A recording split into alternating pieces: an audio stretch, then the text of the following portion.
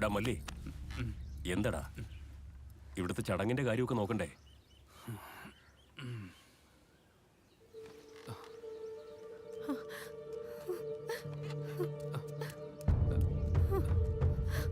ഇങ്ങോട്ട് കാലെടുത്ത് വെച്ച് പോകരുത്, പൊക്കോളം പോ. നിങ്ങൾക്ക് സ്ഥാനം ഈ ഗേറ്റിൽ പുറത്താ, പോ. എന്താടാ ഇത്? എന്തുകൊണ്ടാ വരരുതെന്ന് പറയുന്നത്? നീ ചെയ്യുന്നത് ഒട്ടും ശരിയല്ല. ശരിയും തെറ്റും നിങ്ങൾ എനിക്ക് പറഞ്ഞു തരണ്ട. ഞാൻ എന്ത് ചെയ്യണം ചെയ്യണമെന്ന് തീരുമാനിക്കാൻ നിങ്ങളാരാ? മാറിക്കോട്. ഡാ മല്ലി, നീ എന്താ ഈ പറയുന്നത്? അവസാനമായി മുഖം ഒന്ന് കണ്ടുപോയിക്കോട്ടെ. അതിന് നിനക്കെന്താണ് പ്രശ്നം? അയ്യോ, എനിക്കൊരു പ്രശ്നമില്ല. ഇത് എടുത്തോണ്ട് പോയി റോഡിലോട്ടങ്ങ് വെച്ചു കൊടുക്ക്. മല്ലി, ഇനി ആര് വന്ന് കണ്ടാലും എത്ര കണ്ടാലും എനിക്കെന്താ? വേണ്ട. അദ്ദേഹം ഒന്ന് എനിക്ക് വേണ്ടി ഈ വീട് വിട്ടിറങ്ങിയത്. ജീവൻ പോകുന്നതിന് മുമ്പ് ഇവിടെ എന്തിനാ വന്നതെന്ന് അറിയില്ല. ഈ വീട്ടിൽ കിടന്ന് തന്നെ മരിക്കണമെന്നായിരിക്കും അദ്ദേഹത്തിന്റെ ആഗ്രഹം. ഞാൻ തിരിച്ചു പോയിക്കോളാം.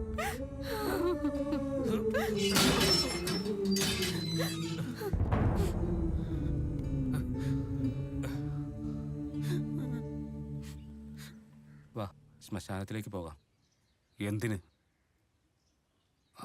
കൊള്ളി വെക്കേണ്ടത് നീ തന്നെയല്ലേ?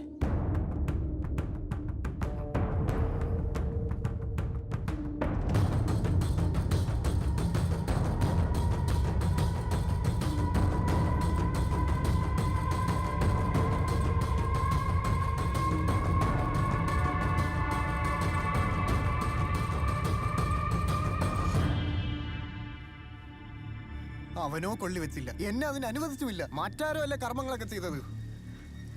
അത് കഴിഞ്ഞപ്പോ അവന്റെ നാട്ടിൽ ക്രിക്കറ്റ് കളിക്കാൻ പോയപ്പോ എന്നെ എത്ര കഷ്ടപ്പെടുത്തിയെന്നറിയോ? മോശമായിട്ടാ എന്നോട് പെരുമാറിയത്. ഇപ്പോൾ നിങ്ങൾ കണ്ടുകൊണ്ടിരിക്കുന്നത് മണികണ്ഠ മെമ്മോറിയൽ ക്രിക്കറ്റ് ടൂർണമെന്റ്.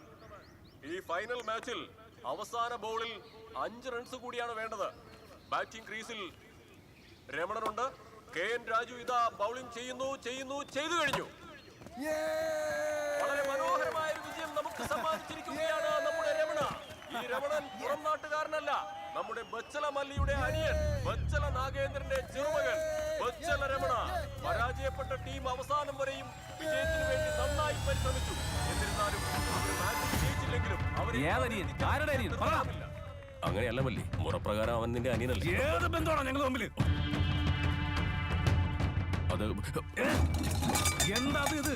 ആർക്കെങ്കിലും പിഴച്ചുണ്ടായവനെ എന്റെ അനിയനെന്ന് പറഞ്ഞോണ്ടല്ലോ നിന്റെ കവാലടിച്ച് തന്നിരിക്കും.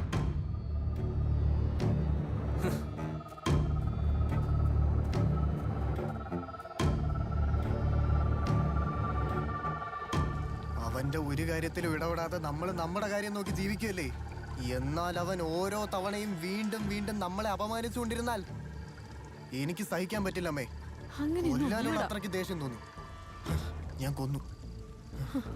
ഒന്നും പേടിക്കണ്ട, കേസ് എന്തെങ്കിലും വന്നാ ഗണപതി ചേട്ടൻ നോക്കിക്കോളാന്ന് പറഞ്ഞിട്ടുണ്ട്.